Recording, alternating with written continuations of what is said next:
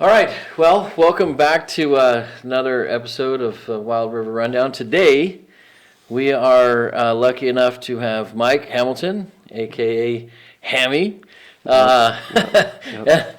And full disclosure, so Yep. my daughter, you're one of the most influential coaches that she's ever had, and so she was real excited when I told her you were coming on today. It's probably the only one of these she'll ever watch. Wow. But she said, I said, well, do you want me to ask any specific questions? And she goes, no, just tell him hi. So I'm doing my job. I love Ken's to death. She's awesome. I got the luxury to coach her last year or this year. Yeah. In football, and what a passion she has for sports, and I think that's coming from you and Mom, and it's just amazing. She's an amazing person. You did right by her. Yeah. Well, thanks, because we need that reassurance often. She's a teenager. Dude, I got one too, so I got two of them. Yeah. They're different. They're a different animal when they become teenagers. Yeah, I think a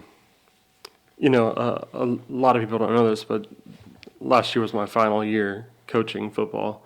So I'm glad I went out on top with such a good group of kids. Yeah. And that being your daughter and her friends, right? Everybody. So Yeah. it was just a great year for me. I highlight the top of it. Now I can focus on being a dad and my next mission. So Awesome. yeah. Okay, so speaking of that, let's dive into some chapters Sure. of Mike Hamilton. So, for those who don't know, Mike was just appointed as the new post commander for the VFW. Yep. He's been a long-term advocate for the veteran community. He's been involved in all types of youth activities and coaching. But tell us about how you became who you are. Well, if we want to rewind all the way back to my childhood, I was raised majority of my time in Florida. I graduated high school in '99, and 4 days after graduation, I joined the United States Marine Corps. I had the opportunity to go to college for education. I was a 3.8 grade point average, top of my class, or one of the top. And I chose the Marine Corps instead. I felt like there was, I was young, and it's like, hey, we haven't seen war or anything like that. I'm not too concerned about that. And so that was in 1999. 2001, I remember being training in 29 Palms, and 9/11 hit, and so we were going to war. And that when reality hit, as a young buck, training was just like a thing. And then all of a sudden, while you're training, when you realize, hey, something happened and things are about to go down, your mind just switches. The training now becomes real, and it becomes like, so I think at that age, all of a sudden, I became so mature. Like, I got to focus on how to survive, how to move to the next chapter. So 9/11 hit. That same year, November 24th, I married my wife, and 7 days later, I was off to Afghanistan and went on ship, the 13th U, on the Bonhomme Richard. Got to travel to Africa, to Europe, Thailand, Singapore, Bahrain, Qatar, Australia. Eventually made it to the Afghanistani waters to provide support for the ground troops in Afghanistan. So I was in an artillery unit with Tangle Battery, 5th Battalion, 11th Marines, 1st Marine Division. My primary MOS was motor transport operator, so I drove the Humvees, the big rigs, stuff like that. But I also I did training for hazardous materials. I was a hazmat NCO, as well as enhanced nuclear and biological chemical. So when things went down, we all know that Saddam Hussein was big on weapons of mass destruction and gases and stuff like that. So when things went down overseas, I was the one that had to wear the white mop suit and find out what the ground point was. And so I had a lot of training. Marine Corps made me who other man I was today. Very disciplined, very coming, but with the price of going to combat and stuff like that. The experience we had in Iraq and Afghanistan is ingrained in me forever, and that's what we call post-traumatic stress disorder. I struggle severely with post-traumatic stress disorder. A lot of it can come on like hallucinations, night terrors, what you find your reality is not exactly what's happening. So I eventually just got out of the Corps in eventually 2007, and primarily did retail management until 2016, where I was basically threatened with a machete at work, assaulted, and that day I almost committed suicide. And I ended up going into residential treatment that December of 2016 for about 12 weeks to realize what was wrong with me. In actuality, PTSD doesn't make anything wrong.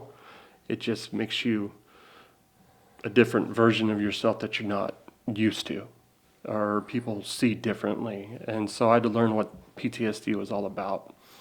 And so during the time in residency, I realized I'm not going back to work. I'm going to focus my time in helping the community around me, because I realized I had more of a passion volunteering my time in helping kids, youth. I think that's around the same time you started the flag football thing. You brought the flag football stuff back, and I remember coaching for my kid, several parents' kids. Coach Bavaro at the high school, I coached his kid during that time frame. It was really fun, and I had a passion for it, and I realized I found my place. And I was coaching every year until this past year. So that was a great highlight of my life. Not just coaching football, but I was the Cub Master in Brookings. Had about 108 kids under me that I would teach and develop. For scouts. Yeah, so for people scouts. understand what that.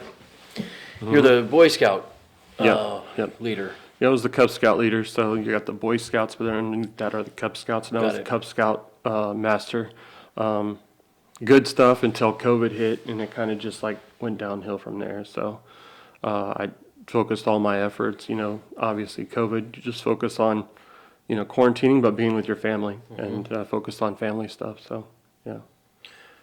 Well, one of the things, I spent the majority of my career working in a residential treatment center or facility for youth. Yeah. Right. And granted, the youth that I worked with saw, their worlds were battle zones for a lot of them, right? They were inner city kids, multi-generational gang members.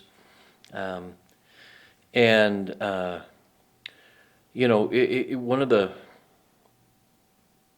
of the keystones to creating some resiliency was finding purpose, passion, a purpose, something that you felt like you were contributing to something that was bigger than you. Do you find any correlation to that? Oh yeah, I mean, going back to I told you about finding out about 9/11. You had it all of a sudden a different version of being a Marine. Being a Marine was a job when I first got in, and now being a Marine became a passion after 9/11. You had to do whatever it took to protect the nation. You had to, there's a switch. I remember there was all of a sudden a switch that came on. And now my training, firing rounds downrange, carrying my weapon became something so real, because now you're about to go to fight. You're about to go to war. You're about to, so when I went 2003, prior to President Bush declaring war in Iraq, I remember being in a formation, and I remember our commanding officer says we need a couple people to head to Kuwait and get all of our vehicles and artillery ready to go. So we needed people to go ahead of the unit, so we call it advanced party. And something came over me, and I remember just raising my hand like I'm ready to go. And And it was a good and bad thing. One thing, I was newly married. I could have spent more time being with my bride, before leaving. But like something came over me, and it felt like I had to be there.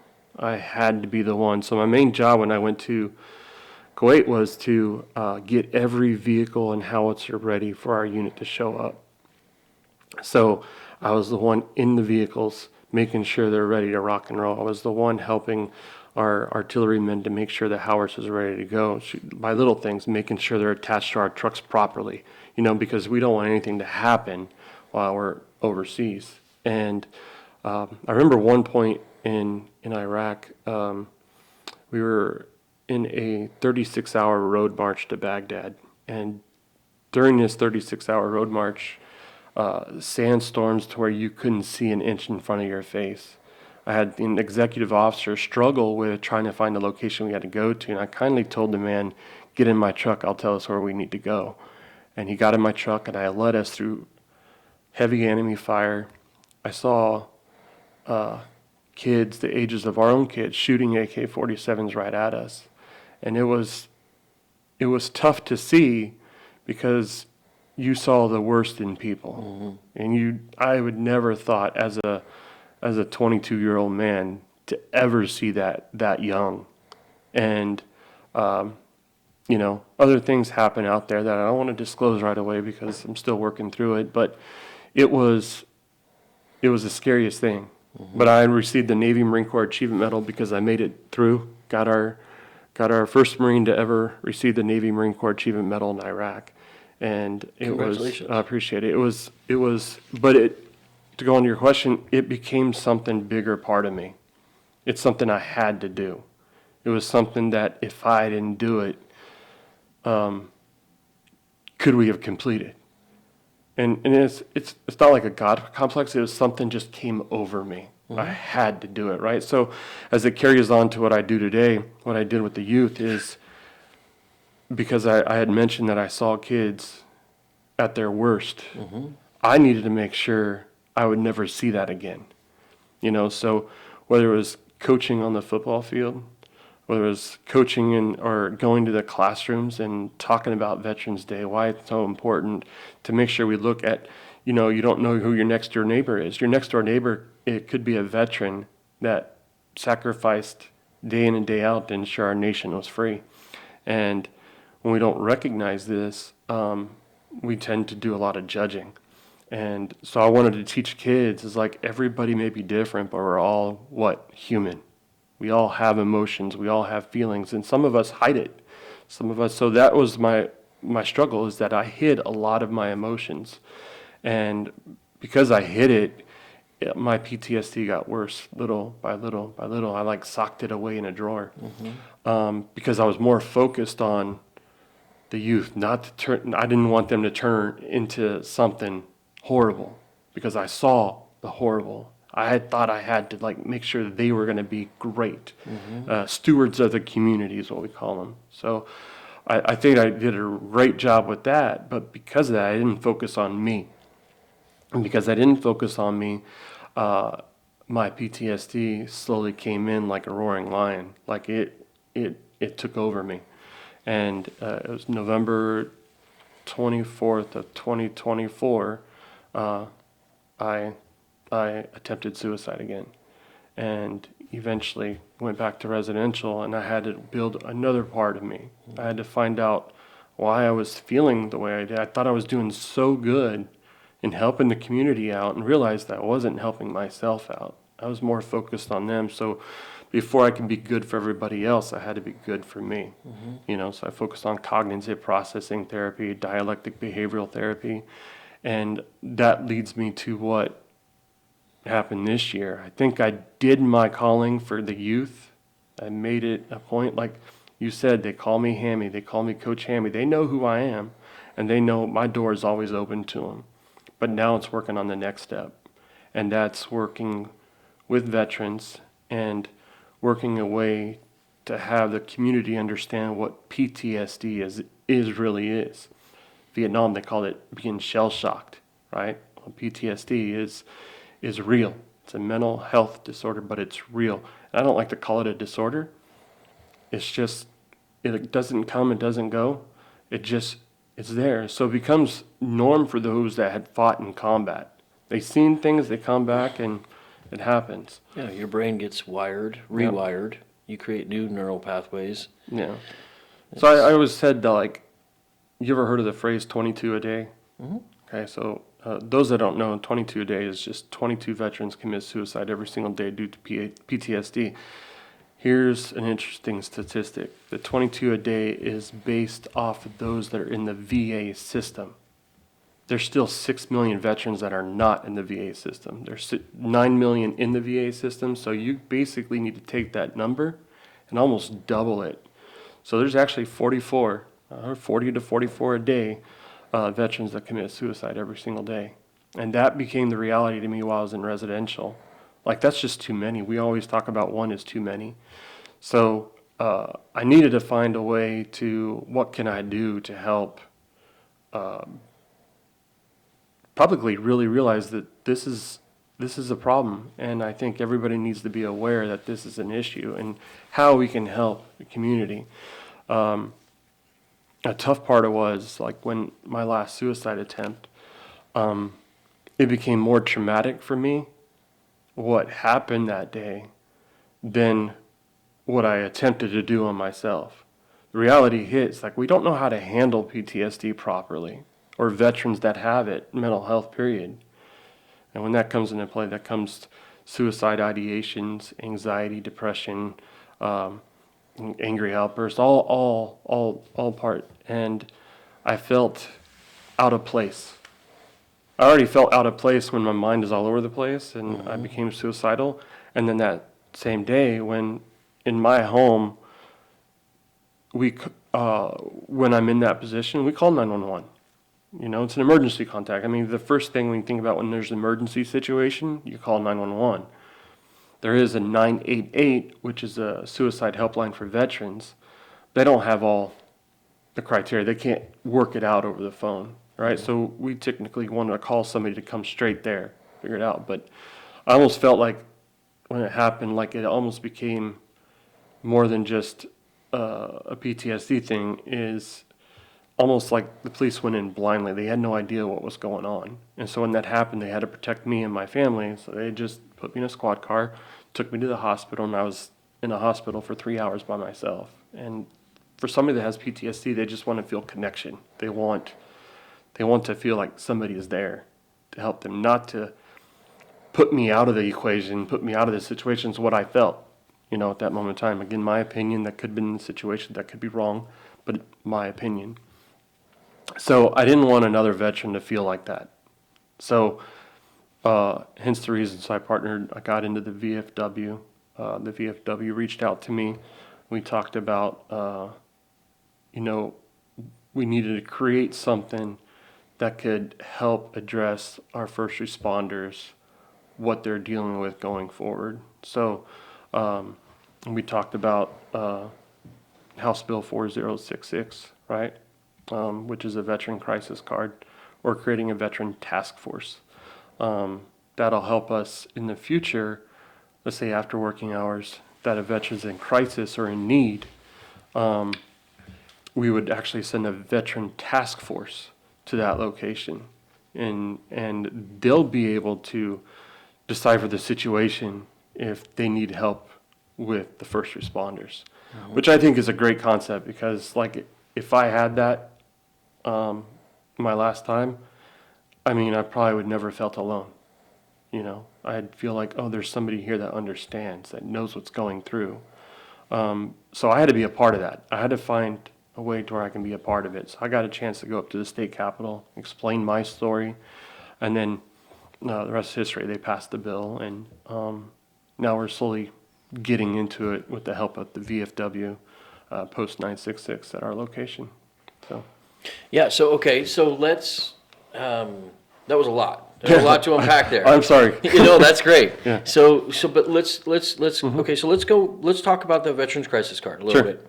So let's go into, So just so you know, and you were part of the conversation, this first came to my attention last fall, late summer, early fall.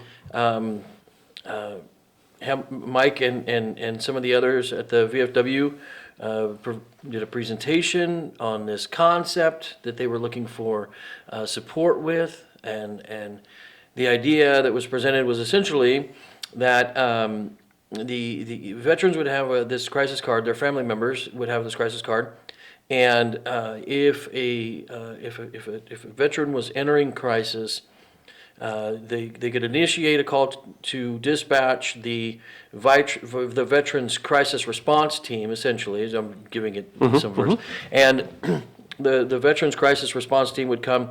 So it's essentially much like a regular crisis team, except with the exception of that they are and understand the veteran community a little more in depth. They understand what they're coming into a situation with a veteran themselves. They can speak the language that is understood, and with that also would be some basic information that the response team would be able to walk in with and kind of formulate a reasonable picture as to why they're there. Yeah. So it gives them a little bit of foreknowledge before walking into a crisis with an individual. They actually kind of have some background. And then they work the veteran through the crisis to the point where there's no harm caused to themselves or the crisis team and or laws violated, right? So it's an individual who's in crisis, and a lot of times, a veteran can be a big scary crisis. Yeah. And for a lot of people, there's one way to handle that, and that's with force. Yeah. That's not. I'm not going to say that's the blanketed Right. avenue, but in some cases, that can seem like the way to deal with it, and so that can exacerbate the crisis itself, and essentially create some harms that may not necessarily be necessary. And this is to prevent those scenarios from occurring. Essentially prevent a veteran in crisis who hasn't committed any crime necessarily from having to be put in the back of a car and sent to the hospital in a scenario where they're essentially cuffed and etc. Am I tracking here? You're on track, and I think you've got it pinpoint. So, as a veteran, one of the things like that make me feel so comfortable, like I'm part of something, is when I'm around another veteran. So I've been in group sessions to where when I'm talking, these guys understand what I'm saying. And I'm like, so it's that camaraderie with it. And what I love about this veteran crisis or this veteran task team is that opportunity that, let's give an example. Let's say I get in a situation where I feel that way and I have my suicidal ideations and my family contacts the necessary number. This veteran crisis team will come in, and there'll be like a peer support specialist or like a fellow veteran that is trained as a peer support specialist there to talk with me, understand what's going on. And what better understanding is that of another veteran that were trained in tools and maybe even have PTSD themselves and realize, hey, let's walk through it. Let me understand what's going on. To me, had that situation happen, when that happened, I probably would have been better off, rather than feeling that I'm alone in this matter. I want to offer an alternative thought to that. Yeah. However, had that happened, I don't believe we would be having this conversation about creating a statewide program to assist veterans. So, although the scenario that you went through was not most likely ideal, had it not happened, you probably wouldn't be having this discussion to save so many more. So remember when I said that when I left for advanced party that something came over me, that I had to go? I'm actually happy that it happened to me. Because if you know me, I'm a very vocal man when it comes to being passionate about something. You've seen it in my football style. You've seen the way I work with the kids, that if it did not happen to me, this would never have been presented. So I'm glad it happened to me. And I'm glad that I was able to speak out and be able to speak about it. I was glad that it happened to me so I can go to residential treatment, so I can be a part of the process to help ensure that we have a safe solution to veterans in the future that struggle with this. My only hope is that, those that have the opportunity to see and hear this after we've spoke about it, they are willing to, I have a problem. I'm hoping that this veteran crisis card, this veteran task force will help ease things, allowing them to open up a little bit more, and that's my hope for it. So I was willing to do whatever it took. And that leads to being nominated and sworn in as probably a new post commander for 966 as of beginning of next month. So I'm excited to be my new phase in my life, my new chapter in my life, and that is to bring more awareness to PTSD and just realize, hey, PTSD isn't a disease. It's just we've experienced something that we don't wish any human would ever experience in their life. But it's ingrained in our brain and it won't just go away. And I'm not the type of guy that I don't want to drown it out with alcohol or drugs. I'm going to face it dead on. And that's the only way it's going to make me feel grounded, is that I just face it and deal with it. And I've accepted it. I've accepted that I have it, and I have a great support system around me. Part of being a coach, part of being community driven. I know I can probably go to you, I can go to anybody and say, hey, I'm struggling with something. Hey, let's talk it out. Now I'm hoping other veterans see the same thing, that they can have a solution. The reality is we're just human. And we, as a trained military man, combat veteran, you've almost been trained to be robotic. Go from A to B, there's nothing in between. And then when you become a civilian, there's always whole bunch in between. There's always in-betweens, right? There's a whole bunch there. So it's like driving on the road and then you see a detour. And I'm like, I don't want a detour. I want to go straight through. No, but you have to take the detour. And that's the difference between military style and civilian style. There's just a big difference. But the reality is, veteran or not, we're human. And we can have those emotions. Yeah. We are allowed to, you just got to accept it and work through it. Yep. Yeah. So let's dive into that. Sure. Okay, so going to be sworn in as new post commander of Post 966, located in Brookings. Yeah.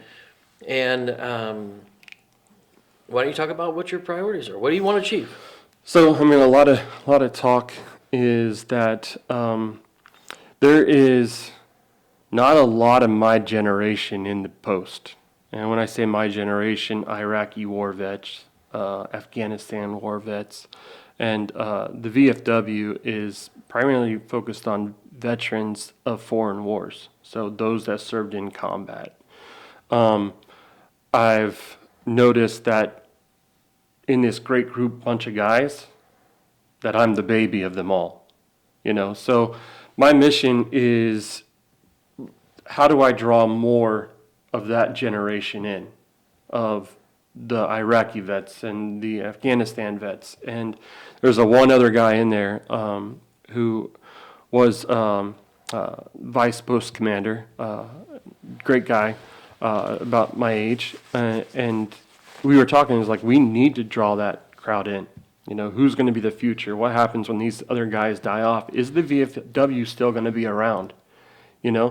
And as a veteran, we don't want to lose a VFW. When a veteran is in need and they don't know where to go, they'll walk into the VFW for help. And we're supposed to be there to help them out. When the VFW is non-existent, where do they go? You know? So my goal as the post commander is recruitment. We need to bring more veterans in to be, and allow the VFW to be a safe place for them, and be willing to help them out with whatever they need. That's what the VFW is there for, to help veterans, those that come out of the military life, they're back in, they have no idea what to do next, to be that moral support for them, to be a support system. So recruitment is my first goal, is to bring more in. So if anybody's seen this, they're a combat vet and they want to find a place, come see me, VFW Brookings 966, and right there on the corner of Pioneer, right across from the high school. So that's my first thing. My second thing is to focus on the veteran crisis card, with a couple other gentlemen there, being back up to Salem for a conference, whatever the case is, working with court boys to ensure that we have the proper things we need, the tools and the training we need to ensure this goes out without a hitch. No problems, no. And then I'll do my part in like assisting as much as I can. But I want to build that rapport with the community as well. I want to be able to open up the doors and allow people to come in and learn the history of the VFW, learn the history of a veteran who served in combat. I want to be able to take a bunch of these guys, go into the schools and talk to the kids about their experience, you know. A safe place for not just veterans, but the community in general.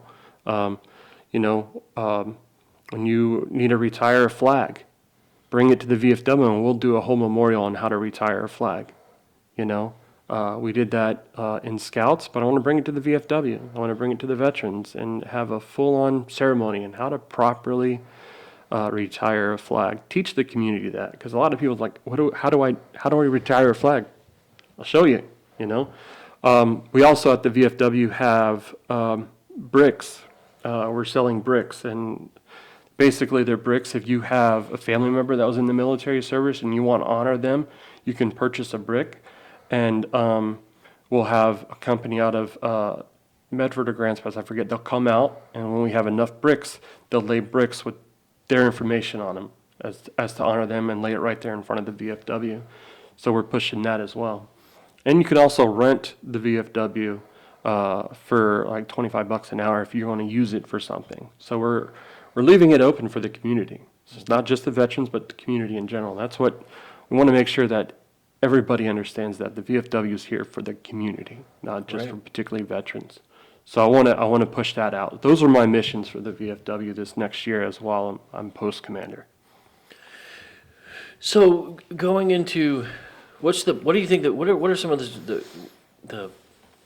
the obstacles in your recruitment? Why do you think that we're not getting a lot of younger veterans involved in these? A lot of these young vets are married with kids. Yeah. It's a family life, right? Yeah. So do they have the time? You know? So what is the time commitment? That time commitment for the VFW is once a month we have a meeting. Yeah. And we talk about what we plan on doing. But other than that, you can just come in and hang out. You just come in and hang out. Just with guys who speak your language. Yep. First Monday of the month, we have our meeting at 5 p.m. After our meeting at 6 p.m., we leave the place open. We watch a movie. You can purchase a drink. You can purchase, food, and we just sit there, watch a movie, and hang out. And then we'll talk about what we have coming up for the month. And if it's something that you can do, sign up for it. Right. We're not asking you to spend every single day at the post. We're asking, be a part of something that you were part of when you were in the military. Right. Keep your camaraderie. Yeah, keep the camaraderie. We need that. I need that.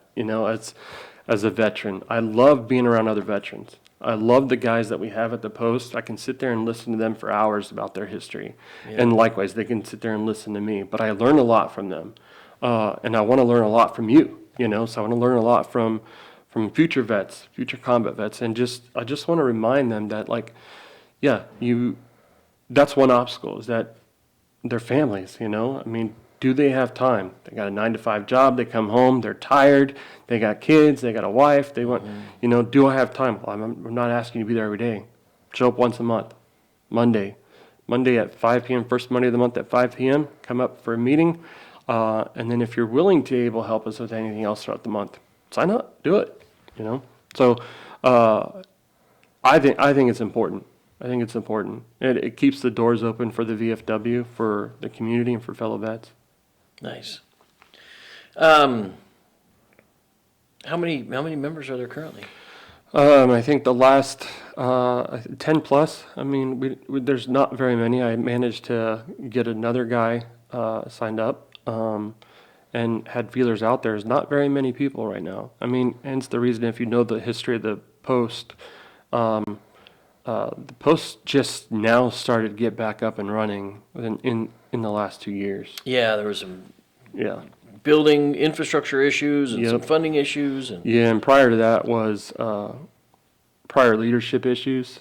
But not to get into all that. We are started from a blank slate, and we're trying to get people to trust it more. The people that we have is very passionate to ensure that we keep this thing going.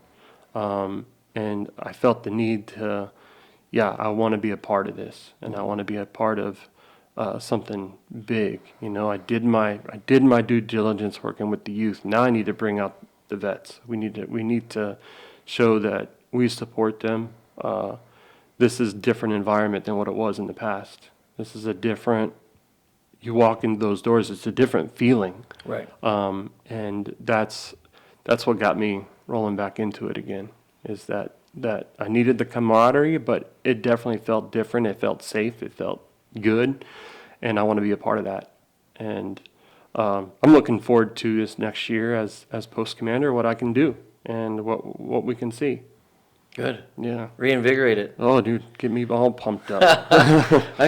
So full disclosure, I got a little distracted through this process, just doing some of my own self-reflection. One of my closest friends, close to one of those guys who's like closer than family for the most part, is a vet, and I failed him on many different levels, and so it had me reflecting on some of that because, early on, we both had literally just so much purpose that a lot of his issues didn't seem to manifest themselves on a daily.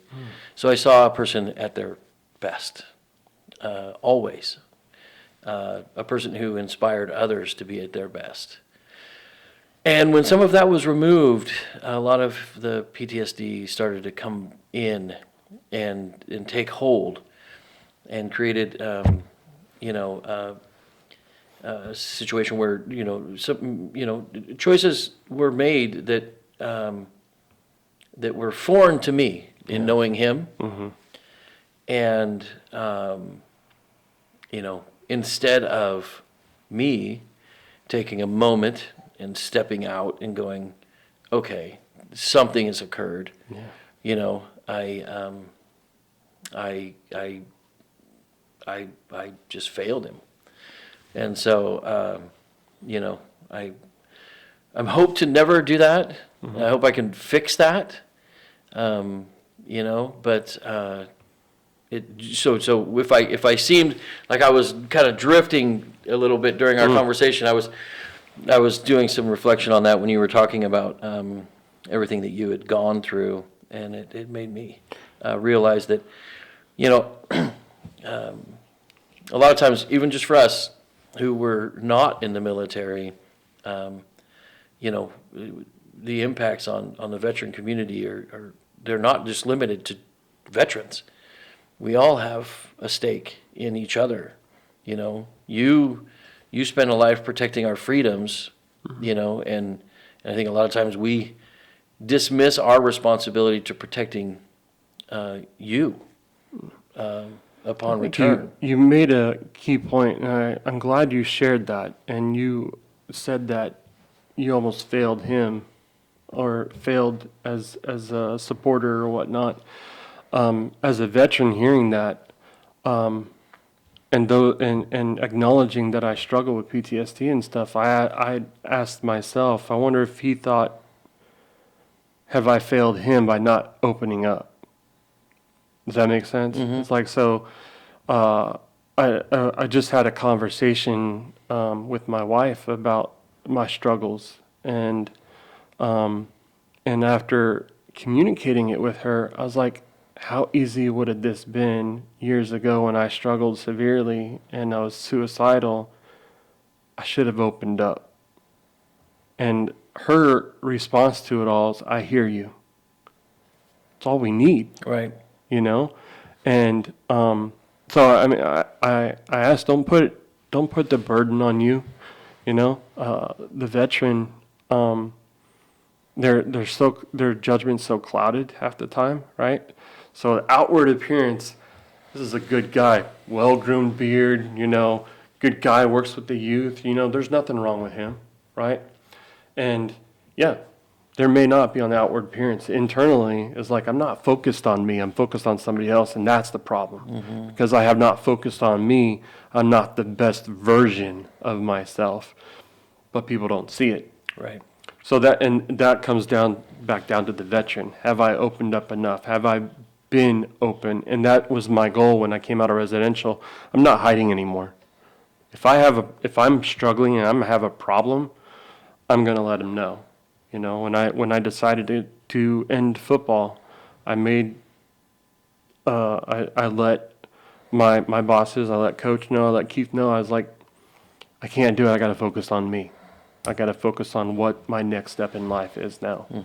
As much as I know the kids are going to miss me and they're going to miss that, you know, I'm there for them. Whether we win every game or lose every game, I've always been there for them. Right. And, but this just to remind them, my door is always open. You can come talk to me if you see me out on the street, but know my next mission is this veteran community and what we can do. And when that kind of like resonates to the community in general, not just the veterans, but the people within it. Yeah. And how we can do to help them out.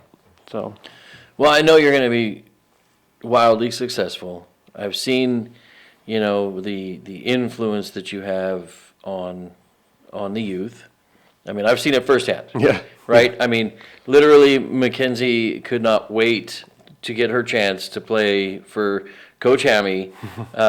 You know, since like fifth grade, doing flag, she was like, I'm going to play football. I'm going to play football. And then her chance arose, and, you know, you had some very nervous moms who just they were on the edge of her seats there during every game, going, I hope our daughters survive. Yep. But they thrived. They didn't just survive, and you gave them an experience that they'll never forget. They'll always have. You know, and you know, and it transcends past that. Now, you know, she's into sports cards like you. You know, she thinks that she's into those things, and so, like your impact is very, very deep, and I know that you're going to have the same impact on the veteran community once you put your energy towards it. Well, I appreciate that. And I think what really makes me giggle inside is I'll always you know, the first time she stepped on that field, her and Sarai stepped on that field as the only two girls playing on a football team against these boys, and then Mackenzie's face when she got that interception, Sarai's face when she scored a touchdown, those things, when your daughter's 30, 40 years old, she's going to remember that time. 100%. And that's what I wanted to establish as a coach. Not the fact if we won that game, but everybody experienced the first. Yeah. And I mean, again, it was a great day. Everybody had a smile on their faces. We have lost that day, but it was they won that game. But everybody just had a thrill to see these two girls go out there. And so I'll always remember those. I'll remember those. So will they. Yeah, and then But I think you're going to find that you're probably going to inspire a VFW post that that has a long-lasting impact on a lot of different veterans that may have not known that support is there, nor fully understood its intent. yeah, I think there's going to be some firsts that occur there, yeah. that they feel supported, fully supported, for the first time. And so, yeah, I think you're gonna crush. I appreciate it. I know only time will tell, but like I'm confident that it'll be a great year, I'm pumped. I'm pumped that not only am I doing this, but my family will be involved. My wife is my right hand. She supports me. She's actually my administrative assistant. She does all the dirty work for me. I just speak, right? We know that wives do that, right? And then my kids, being a dad is one of the best jobs in the world, and having them like support me through this too, is even better. So I know I got their support, and in turn, once I have my wife and kids support with my pursuit as a post commander, I think that'll draw more families in. It'll allow the veterans that are, combat veterans to bring their family involved. It allows them, that question, I don't have the time. Well, make the time. Bring your family involved. Let them learn what's going on in their community. Let them learn what's happening at the VFW. I'm not going to turn a family away. Right. I won't, because it's community. Your family is community, and I will accept all things. Now, the only criteria to all that, you got to be a combat vet. You got to serve, and that's also something that we're hoping to see change. We have vets that have been in combat, and then vets that have been in conflict. So they may not have served in combat, but they were part of the conflict. Right. And we would like to see a change to allow them to come in too.